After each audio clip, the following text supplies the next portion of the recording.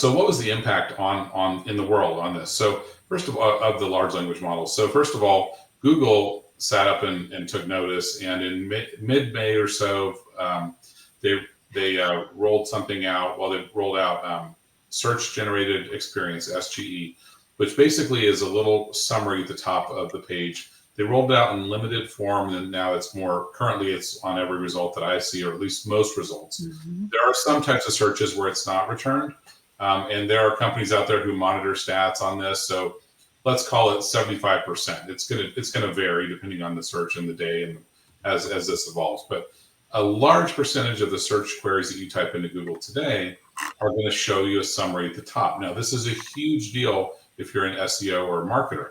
Because why is that? Because if users are able to get the content that they need at the top of the page, there's no incentive to scroll down further to look at the actual web page.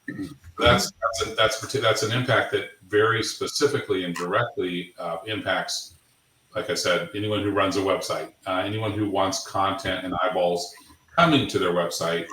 So that's a huge impact. So Google and other search engines have taken notice. You've got Bing has rolled out an image generator.